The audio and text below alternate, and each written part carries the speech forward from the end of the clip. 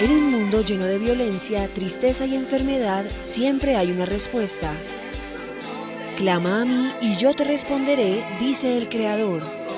El Tabernáculo de la Fe presenta un mensaje de esperanza. En los 3 últimos días, primeros días de la semana, o Día del Señor, hemos hablado de 3 temas muy especiales. Hablamos de la majestad de Dios que se revela en la creación. El segundo mensaje fue la majestad de Dios que se revela en la raza humana. Y hace 8 días hablamos de la majestad de Dios que se revela en Jesucristo. Hoy voy a empezar una serie, y esa va a ser larga, de la majestad de Dios que se revela en la iglesia. La iglesia es escogida por Dios para revelar su majestad, la majestad del Eterno, del Rey de Reyes y Señor de Señores. Él no es un rey, Él es el Rey de Reyes. Sobre todos los gobernantes de la tierra, Él está sobre todo. Sobre todas las cosas en el universo, Él está sobre todas las cosas. Ya ustedes lo han entendido en lo que he hablado. Entonces, después de esta introducción inicial para presentar, quiero leer un pasaje sencillo. Me voy a referir a la carta a los Efesios, pero voy a leer para comenzar, para ver el tema que tiene connotación. Una parábola de Jesús, o 2 parábolas, voy a leerlas que tienen el mismo sentido. Es en Mateo capítulo 13, versículo 44 y 45. Y dice: además, el reino de los cielos es semejante a un tesoro escondido en un campo, el cual un hombre halla y lo esconde de nuevo, y gozoso por ello va y vende todo lo que tiene y compra aquel campo. Escuche, va y vende todo lo que tiene y va y compra aquel campo. Y luego la siguiente, el verso 45 dice: también el reino de los cielos es semejante a un mercader que busca buenas perlas, perlas preciosas, lo más bello. Y dice que habiendo hallado una perla preciosa, fue y vendió todo lo que tenía y la compró. Así que mi tema hoy en día, para hablar de lo que voy a mencionar, es la perla de gran precio. Porque el reino de Dios es algo así, digamos, comparado humanamente, es mucho más, pero comparado humanamente es como una perla de gran precio, como un tesoro escondido.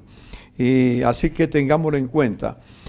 La epístola, como dije, que el Señor me ha indicado, la puedo comparar entonces con un tesoro escondido. Estoy mencionando esa expresión.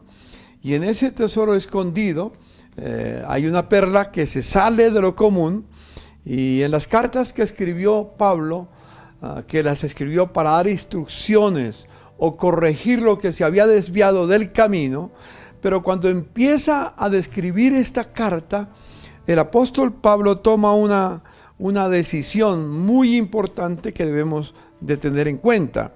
En el capítulo 1, que vamos a leer una parte, porque vamos a ir en varios domingos trabajándolo, y yo quiero que entiendan, esto es una serie que vamos a hablar sobre la epístola de los Efesios, para hablar de lo que es, cómo se maneja o cómo se refleja la majestad de Dios en la iglesia.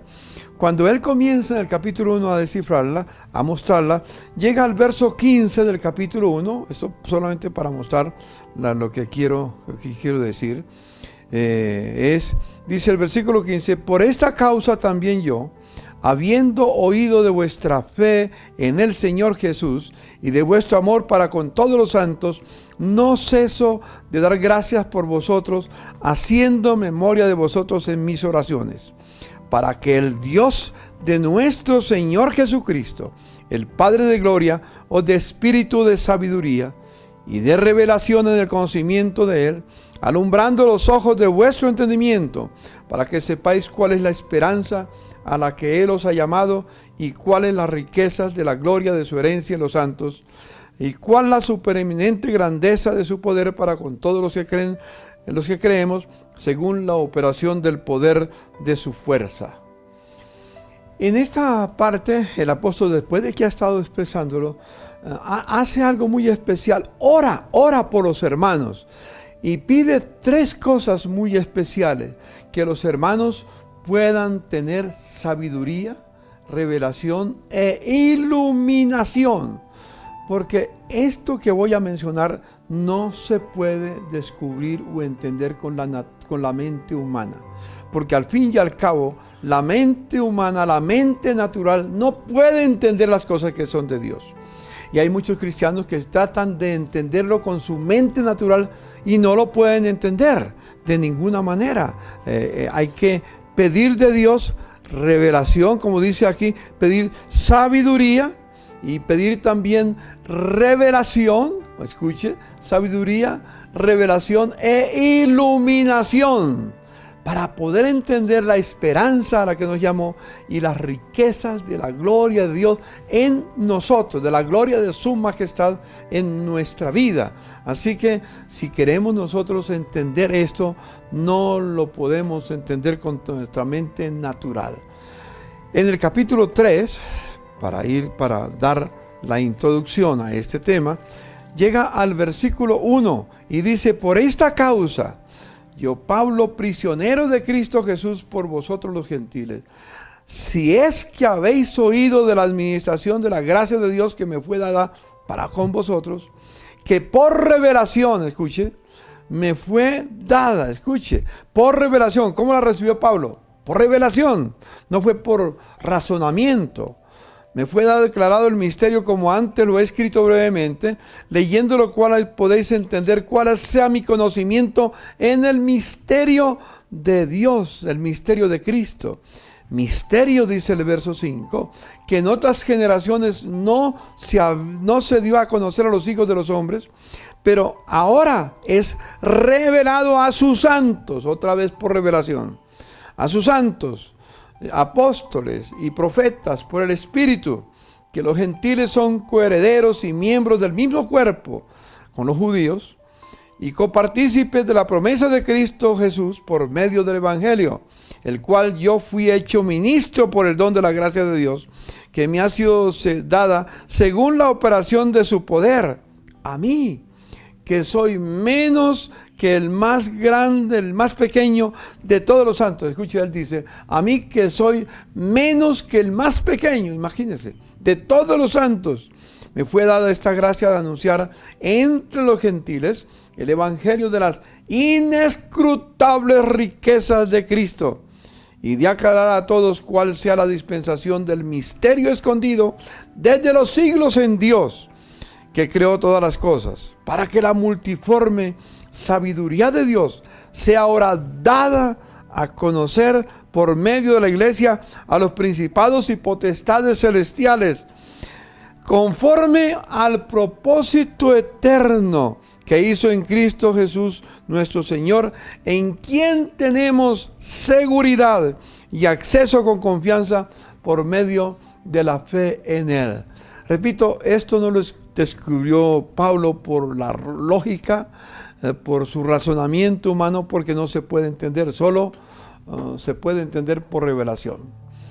Por muchos años, llevo ya tantos años que ustedes saben en la fe cristiana, leí y sigo leyendo la epístola a los Efesios, y por mucho tiempo no entendí realmente cuál era el propósito, hasta que hace el 18 de diciembre de 1918, ya vamos a cumplir 2 años, empecé a entender el misterio escondido, después de 58 años de estar leyendo la palabra del Señor. Por alguna cosa no lo había entendido, yo no sé por qué no lo pude entender, pero empecé a entenderlo y les he declarado a algunos de ustedes ya, o a la iglesia en general, les he declarado cuál fue el misterio que fue escondido por los siglos en Cristo Jesús, en Dios, y que no se reveló en el Antiguo Testamento ni a Abraham, ni a Isaac, ni a Jacob, ni a Moisés, ni a David, ni a los profetas, a ninguno. Todo ese tiempo no se no se reveló. Inclusive cuando empezó la iglesia, cuando Jesús vino, Él hablaba del reino de Dios, pero nadie entendía, porque tenía que llegar un momento en que viniera el Espíritu Santo, y el Espíritu Santo por su poder entonces daría sabiduría, revelación e iluminación. Ahora, la sabiduría, con sabiduría Pablo escribió por la revelación, Pablo escribió por iluminación, Pablo lo escribió también. Pero yo necesito las tres también, y le pido al Señor que me dé sabiduría siempre, que me dé revelación, que me dé iluminación para entender su palabra. Yo no puedo acercarme a la Biblia como me acerco a cualquier libro. Yo puedo leer, tengo muchos libros y leo libros todos los días, pero para ello no necesito sabiduría de Dios, ni necesito la revelación de Dios, ni necesito la iluminación de Dios para entenderlo. De pronto Él me da para que pueda entender lo que hay detrás de lo que se está diciendo, especialmente. Pero no necesito. Pero para entender lo que Dios ha diseñado en la eternidad, eso es otra cosa. Por ejemplo, una de las preocupaciones grandes que yo guardo en mi corazón. Llevo más o menos 18 meses, 19 meses, si no estoy mal, hablando a la iglesia de este tema. Mi gran preocupación es que toda la comunidad lo haya entendido. Llevo aproximadamente 18 meses hablando del tema, de una o de otra forma lo he recordado, pero no sé si lo han entendido todavía. No sé si han tenido sabiduría, si han tenido revelación o han tenido iluminación para poder entenderlo. No sé si ustedes han orado para que cuando piensen en eso, porque es que el grande problema de los evangélicos, de los cristianos hoy en día, es que vamos a una reunión, escuchamos la enseñanza de la palabra y simplemente es como si hubiéramos visto un programa de televisión cualquiera. Nos acordamos de una cosa, de una u otra cosa, pero no del propósito de lo que hemos recibido. Y espero que Dios nos ayude a no ser religiosos, a no ser evangélicos, sino discípulos. Un discípulo está dispuesto a atender lo que el maestro le enseña. En este caso, yo tengo la función de pastor maestro en esta congregación y natural, pues yo me preocupo pidiendo al Señor para poder enseñarles a ustedes. Estos días he tenido la experiencia de mis nietas conmigo porque, como saben, mi hija está en San Andrés, junto con su esposo, que fue nombrado gerente del COVID allá en San Andrés, y ha sido difícil, les recuerdo la oración por ellos.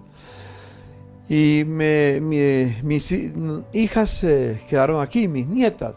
Ahora, ellas tienen que recibir, porque están recibiendo la educación por online. Lo están recibiendo. Y ellas tienen que sentarse a escuchar al maestro, a tomar notas, a hacer preguntas, a decir lo que ellas han entendido, intercambiar con el maestro, y entonces después tienen que hacer un trabajo para saber si aprendieron o no. Yo no sé si ustedes han aprendido, porque claro, pues no es una clase como se hace con los niños. Ojalá fuera así, pero los principios son los mismos. Tenemos que sentarnos a escuchar para aprender, para aplicar, para vivir, para tenerlos en nuestra vida, porque uno no es más de lo que realmente puede haber permitido que llegue al corazón, en su mente. Así que, por ejemplo, el apóstol San Pablo, después de que revela todo eso, dice en el verso 13 de este pasaje que estamos leyendo del libro de Efesios 3, dice: por lo cual pido que no desmayéis a causa de mis tribulaciones por vosotros, las cuales son vuestra gloria. Y luego llega el verso 24, escuche por segunda vez ahora diciendo: por esta causa doblo mis rodillas ante el Padre de nuestro Señor Jesucristo, de quien toma nombre toda familia en los cielos y en la tierra, para que os dé, conforme a las riquezas de su gloria, el ser fortalecidos con poder en el Espíritu Santo, para que habite Cristo por la fe en vuestros corazones, a fin de que, arraigados y cimentados en amor, seáis plenamente capaces de comprender. ¿Cómo podemos comprender si no recibimos sabiduría, revelación e iluminación. Y si no nos dedicamos a aprender, tiene que haber esa decisión. Eso no viene por casualidad. Tenemos que tomar una decisión. Comprender con todos los santos cuál sea la anchura, la longitud, la profundidad y la altura, y de conocer el amor de Cristo que excede a todo conocimiento, para que sea llenos de toda la plenitud de Dios. Así que es algo muy importante que debemos entender. Así que con este principio quiero recordarles algo muy interesante. Lo que el apóstol San Pablo ha recibido es el propósito eterno, supremo, inalterable e inmutable de Dios, que hemos llamado el PESI.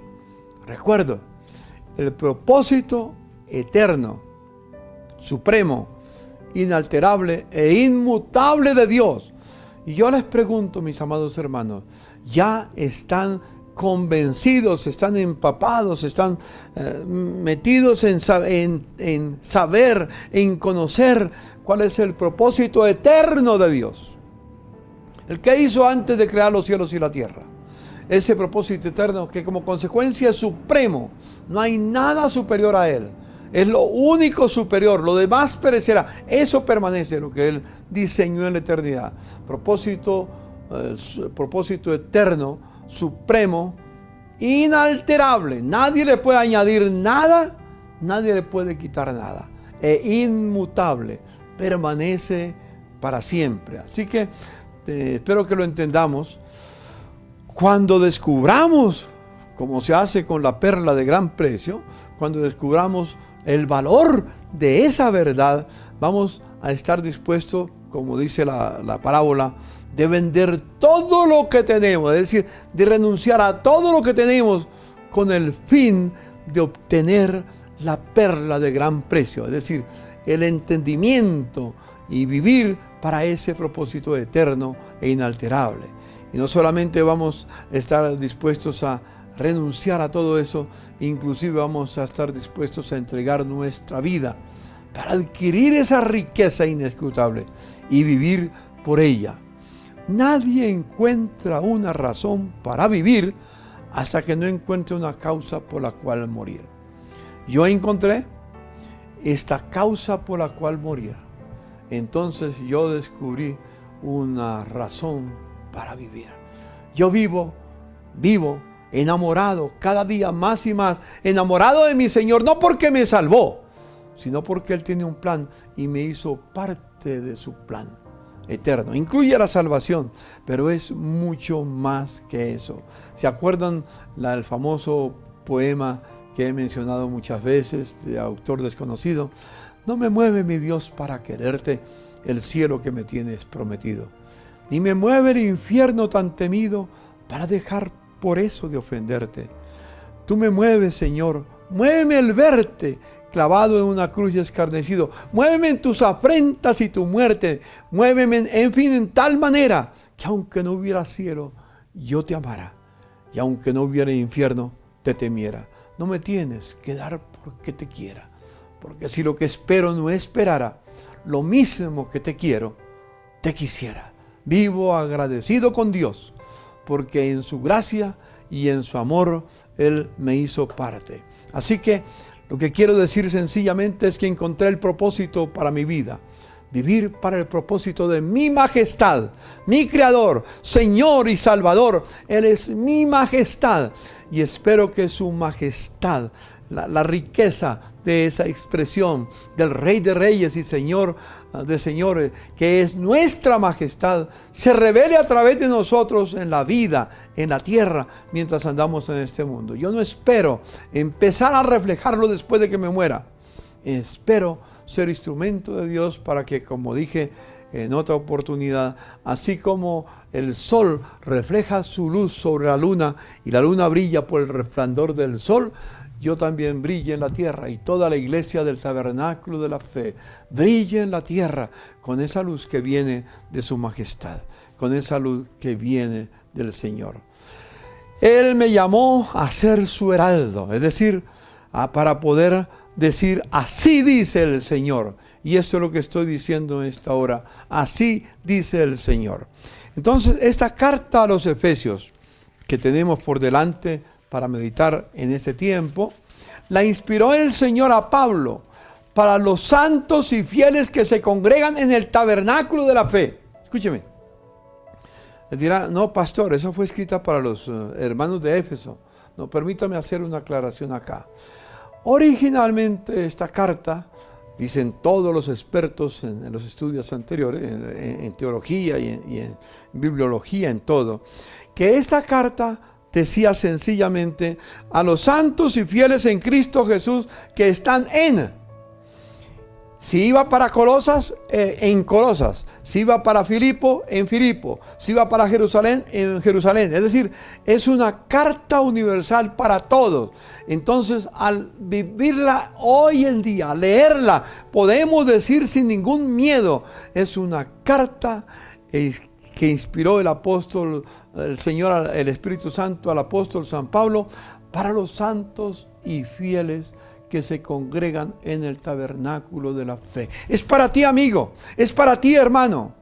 No es para otro, no es una historia que está escrita, es un mensaje directo, revelado por el Espíritu Santo, que permanece por los siglos, por todo el tiempo. Lleva casi 2000 años esta carta escrita, y todos los días, en cualquier lugar, en cualquier momento, en cualquier circunstancia en la historia, es para los que la reciben, es para esa comunidad, es para la iglesia del Señor en este día. Y particularmente me refiero a los del tabernáculo de la fe. Es escrita para ti. Escúcheme, hermano, valora esta carta preciosa de los Efesios, porque el Espíritu Santo, el Padre, a través del Espíritu Santo, la inspiró a Pablo para que tú la recibieras, para que tú la escucharas hoy, para que tú la leyeras, para que yo la leyera, para que nosotros meditáramos en el inmenso amor de Dios, que es inescrutable, vez tras vez. Hermano, esto espero que cambie. Yo no estoy aquí para darles un momento de inspiración en la vida diaria. No, estoy para decirles, así dice el Señor. El Señor escribió esta carta para ti. El Señor escribió esta carta para tu familia. El Señor escribió esta carta para el tabernáculo de la fe. El Señor escribió esta carta a través del apóstol San Pablo para toda la iglesia en Bogotá, para toda la iglesia en Colombia, para toda la iglesia en América Latina, en Estados Unidos, en Europa, en África, en Asia, en el Medio Oriente, en cualquier parte de la tierra. Esa carta tiene un sabor muy especial.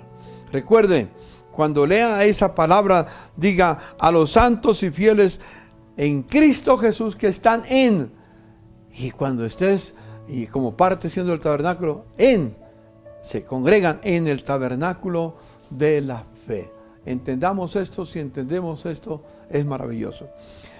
Quiero decir una característica de esta carta. Está escrita en dos partes. Del capítulo 1 al capítulo 3 es la parte de enseñanza, lo que se llama comúnmente doctrinal.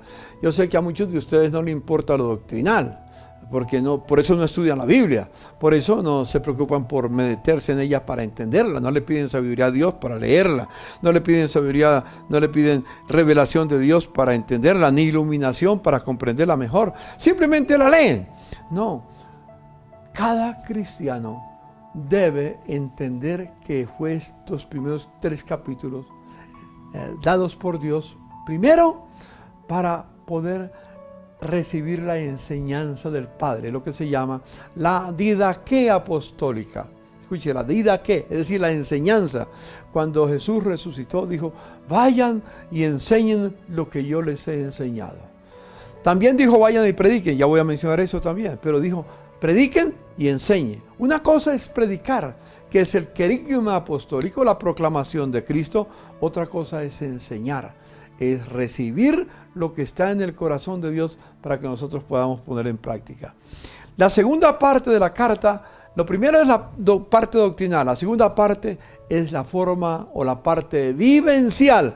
Cómo aplicar aquella enseñanza que recibimos de Dios nuestro Padre para nuestra vida, ahora cómo aplicarla en la vida, cómo vivirla. Eso se llama didaqué. Repito, no es un querigma, porque un querigma es una proclamación. Esta es una enseñanza, algo que se anida en la mente y en el corazón, como dice el libro del profeta Jeremías. Si ustedes me permiten, voy a ir al libro del profeta Jeremías para que podamos entender un poquitito lo que el Señor nos dice en este pasaje. Nos dice en Jeremías capítulo 31 y en el versículo 31 y versículo 33 dice estas palabras. Escúchelo, anótalo y vuélvalo a leer. Dice: aquí vienen días.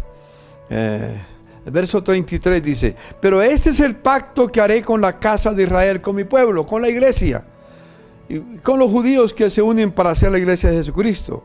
Después de aquellos días, dice el Señor, daré mi ley en su mente y la escribiré en su corazón, y yo seré a ellos por Dios y ellos me serán por pueblo. Escuche, Él que toma esa palabra, ese pacto bendito, maravilloso, y lo escribe en nuestra mente y en nuestro corazón, para Él ser nuestro Dios. Y luego en el Ezequiel capítulo 11, nos dice también algo muy especial. En el capítulo 11, versículos 19 y 20, dice: y les daré un corazón y un espíritu nuevo. Pondré dentro de ellos y quitaré el corazón de piedra en medio de su carne, y les daré un corazón de carne, es decir, un corazón sensible, para que anden en mis ordenanzas y guarden mis decretos y los cumplan y me sean por pueblo y yo seré a ellos por su Dios. Escúchame, eso está escrito para ti. No para, si eres simplemente evangélico, si eres simplemente religioso, no es para ti. Pero si eres redimido por la sangre de Jesucristo, entonces es para ti, es para tu vida, es para mi vida, para aquellos que formamos parte del pueblo de Dios. ¿No te parece maravilloso?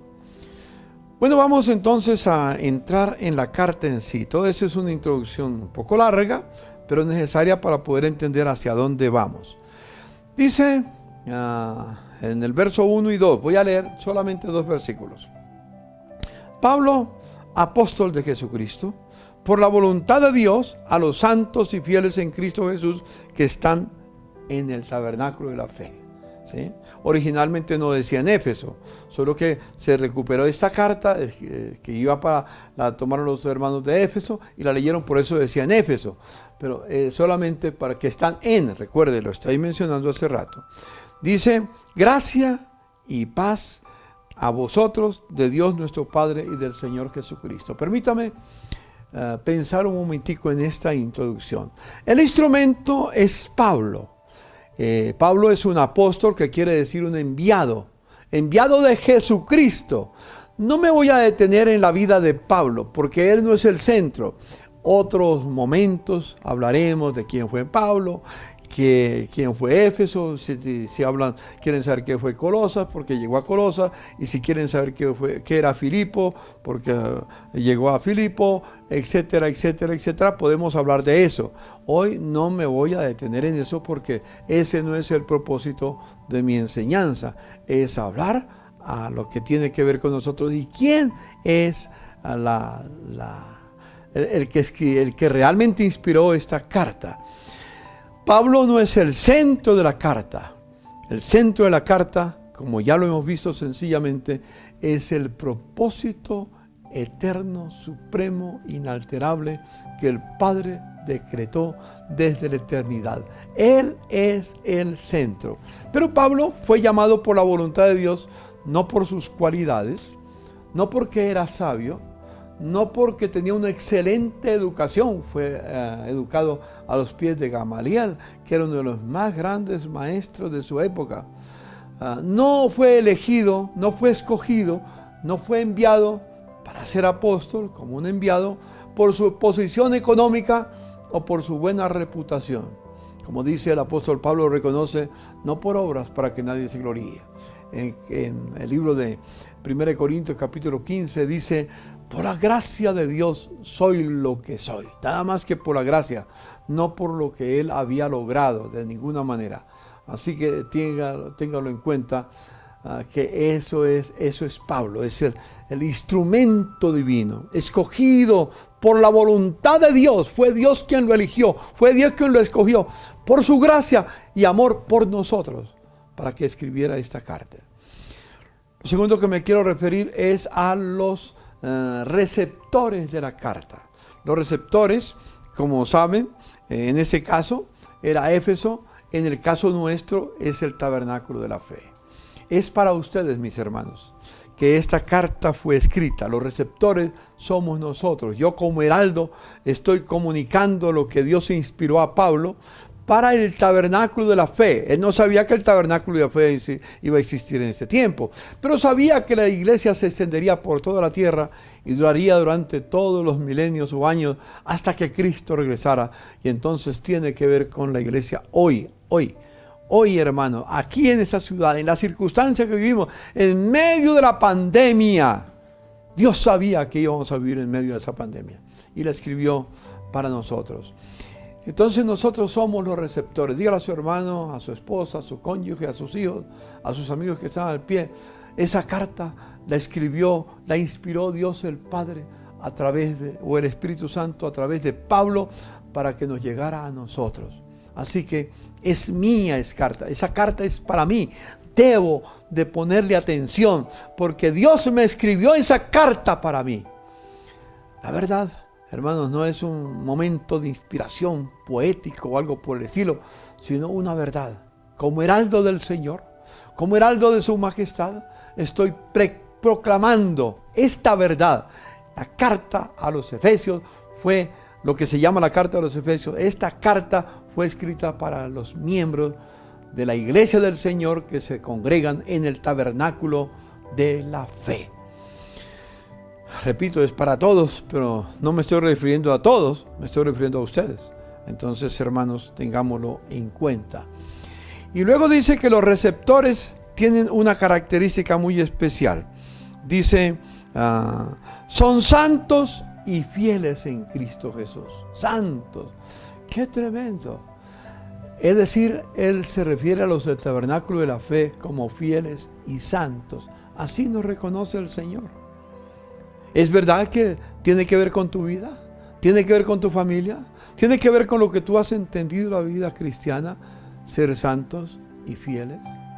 Si eres del cuerpo de Cristo, si eres redimido por la sangre de Jesucristo, entonces vas a entender esta palabra, santos y fieles.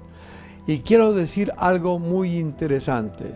No es lo uno o lo otro. No es ser santo o ser fiel. Santos y fieles. Las dos cosas tenemos que tener en nuestra vida. Tiene que manifestarse. Su majestad anhela tener un pueblo que es santo y que es fiel. Que Dios nos ayude a entender esta verdad. Yo vivo ante su majestad y voy a responder ante su majestad, pero Él llama a responder a los que son santos y fieles.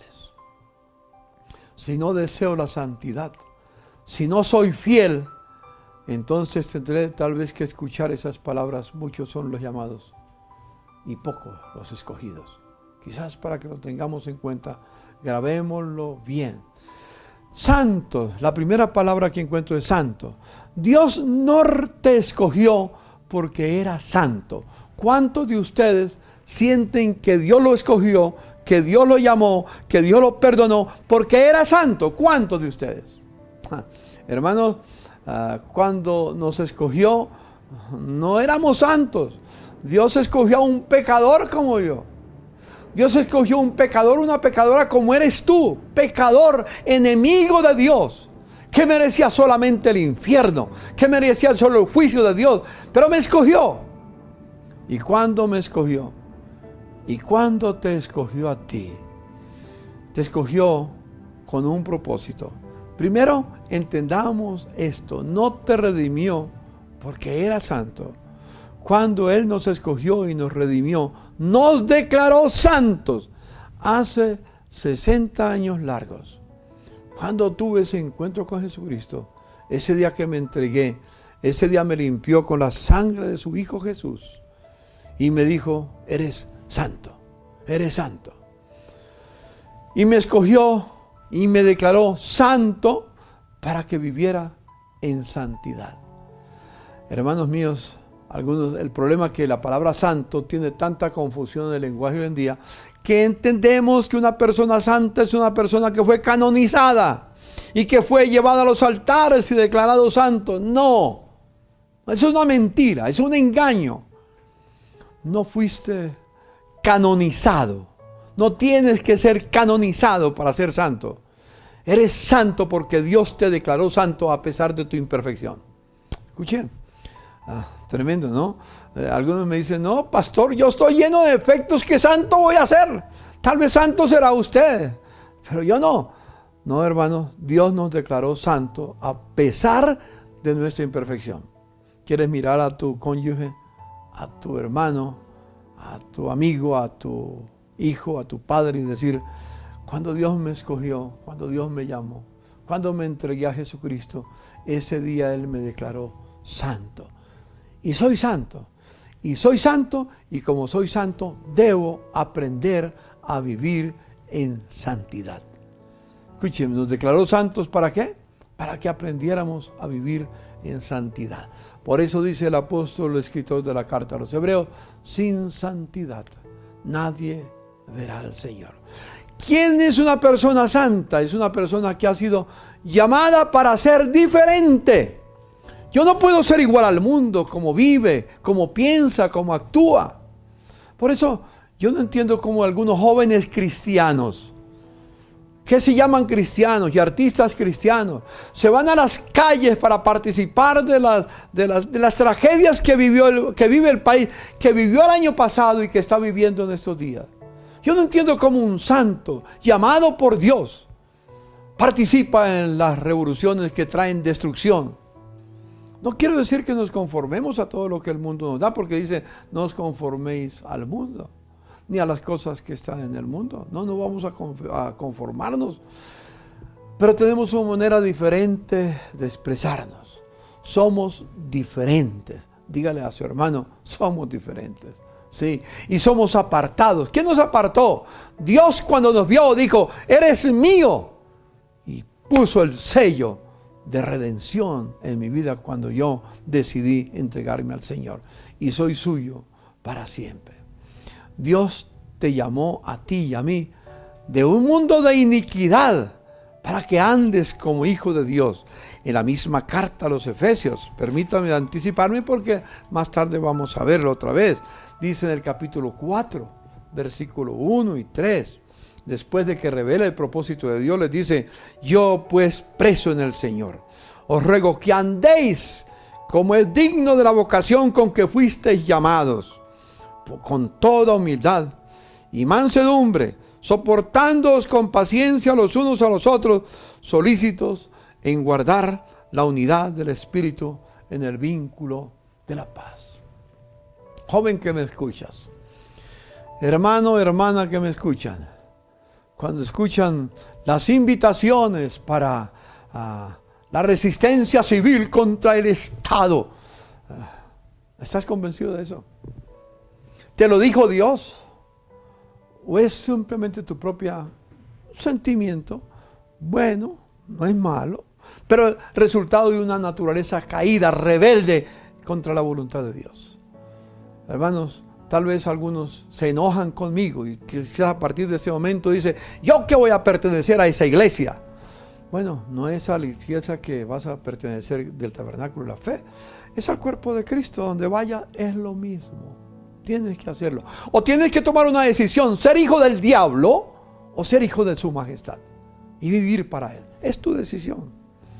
Es mi decisión. Yo he tenido que tomar una decisión. Ser santo es una decisión. Escúchame. Quiero que tomes esa decisión de ser santo. La segunda palabra que menciona es ser fieles. Comienza con mi decisión. Ser fieles. Qué hermosa palabra, ser fieles. ¿Te parece muy difícil ser fieles? El apóstol San Pablo, cuando escribe a Timoteo, le dice en el capítulo 2 de segunda de Timoteo, lo que has oído de mí ante muchos testigos, esto encarga a hombres fieles, que sean idóneos para enseñar también a otros. Dios sigue buscando personas fieles, que son santos y son fieles.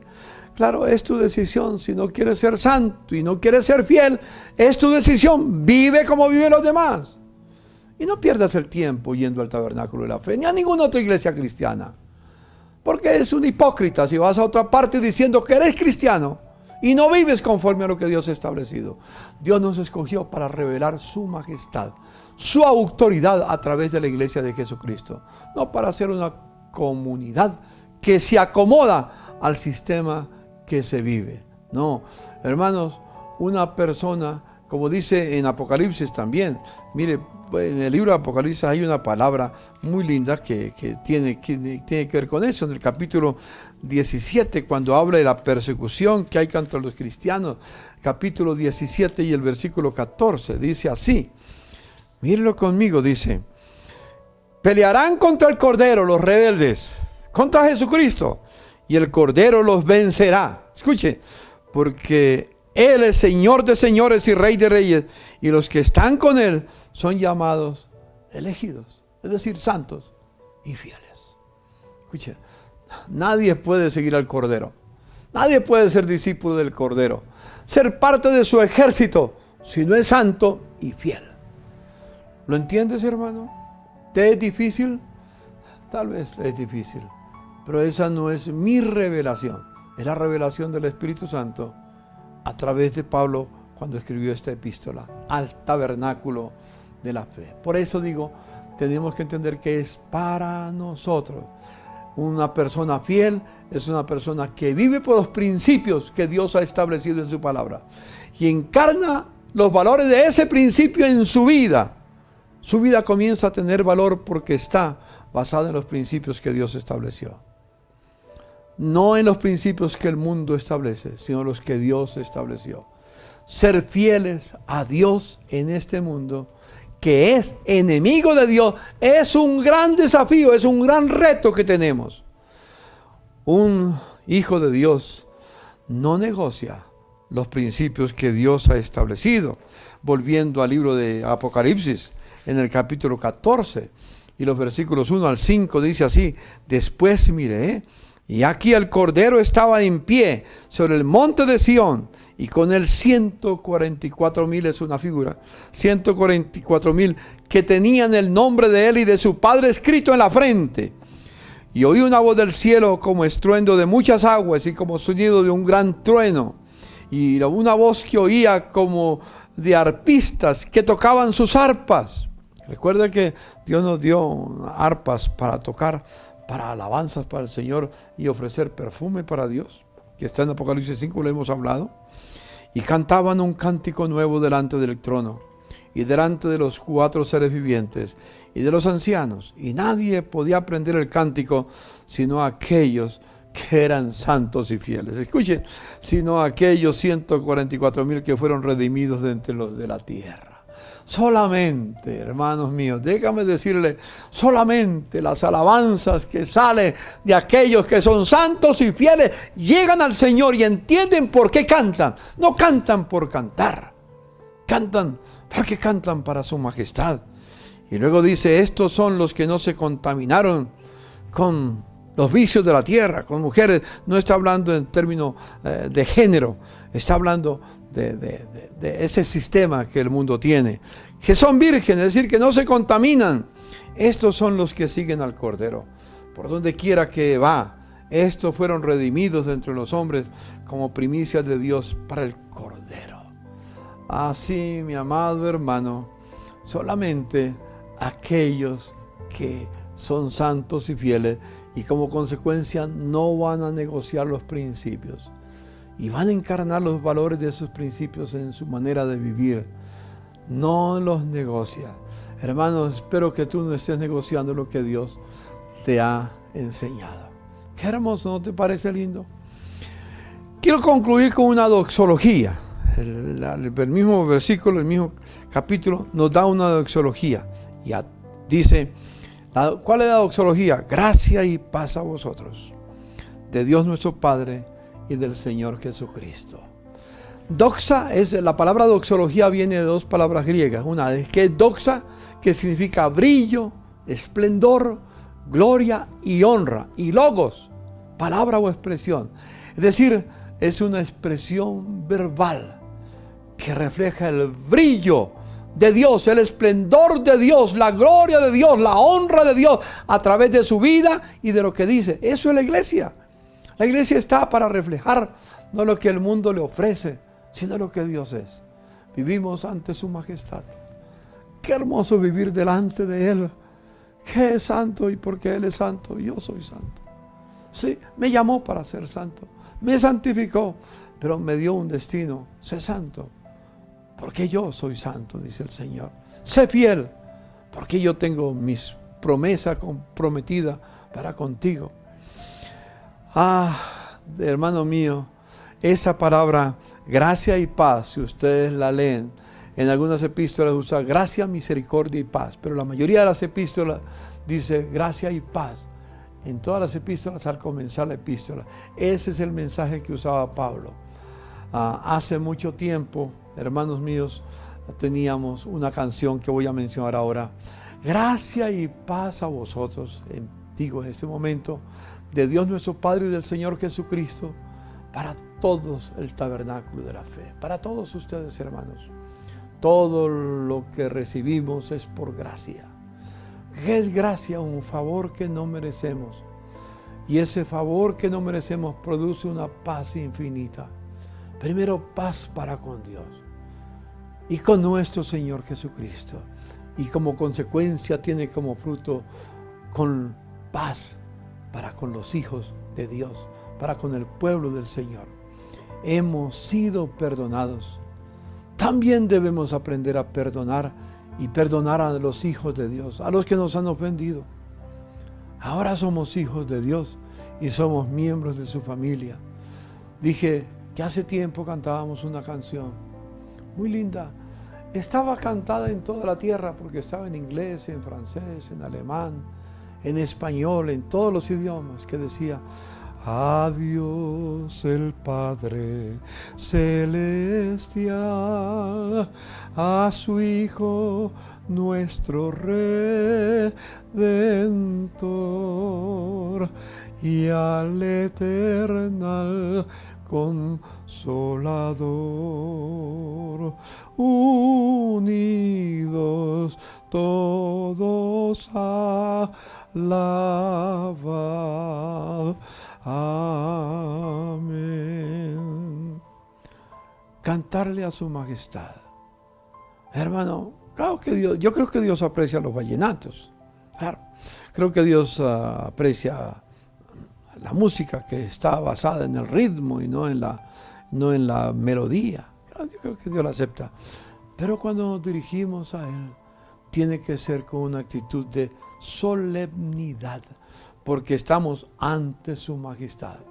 Cada momento que nos dirigimos a un cristiano, siempre debemos hacerlo con la intención que la gracia y la paz de nuestro Señor Jesucristo se manifieste en su vida. Recuérdalo. Hermano mío, les dejo este tiempo para pensar. Termino con esto diciendo: hay una tarea para ustedes. Y espero que, como siempre, ustedes que son fieles y que son santos, la van a obedecer. Léanse la carta a los Efesios. Son 6 capítulos nada más. Medítelos y cuando la esté leyendo, pida al Señor que te dé entendimiento por lo que lees, que te dé revelación, que te dé iluminación. La carta a los Efesios, que se llama así en nuestra Biblia, que es la carta al tabernáculo de la fe, a los que se congregan en el tabernáculo de la fe o en cualquier otra iglesia que realmente sea del Señor. Esa es una carta personal para cada uno de ustedes.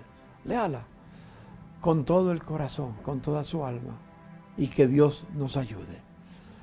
Recuerde la tarea: leer la carta que en nuestra Biblia se denomina la carta a los Efesios, pero que en la realidad es la carta a los miembros del tabernáculo de la fe, a quienes me dirijo especialmente. Y si me escucha alguien de otra congregación, también es para ti. También es para tu congregación. ¿Dónde te reúnes?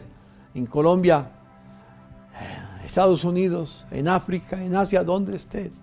Es para la iglesia de Jesucristo, de la cual nosotros somos parte contigo, de esa familia eterna que Dios eligió y que entre judíos y gentiles forma una sola familia para vivir para su gloria y para su honra. Y quiero decirles, hermanos, oremos a nuestra majestad, a Dios, para que su nombre sea glorificado en nuestra vida. Acompáñenme.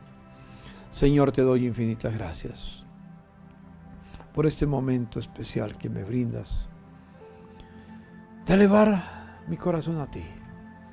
Gracias por esta introducción a la carta. No hemos entrado en ella. Le hemos mencionado algunas cosas generalmente. Pero Señor, permítenos entrar a la carta el próximo día del Señor, el próximo primer día de la semana, con un corazón abierto, para ver toda la riqueza, la inescrutable riqueza de nuestra herencia, Señor, que tú nos has dado en Cristo Jesús. Bendigo a mis hermanos y permite que cada uno pueda meditar en esta verdad. A ti sea la gloria, Jesús, por los siglos de los siglos. Amén. Amén. Mi amado hermano, te bendigo en el nombre del Señor. Empecé con gracia y paz para ustedes y termino gracia y paz para todos mis hermanos en el tabernáculo de la fe y para cualquiera que me escucha que es redimido por la sangre de Jesucristo. Y si todavía no es redimido por la sangre de Jesucristo, ven a los pies de Jesús. Llámanos, los teléfonos están en pantalla. Llámanos y con mucho gusto estaremos para escucharte y para orientarte cuál debe de ser la actitud y los pasos a dar para entregarse a Jesucristo. Bendiciones, que mi Señor les guarde ahora y para siempre. Gracia y paz del Señor Jesucristo para todos. En su nombre, Señor.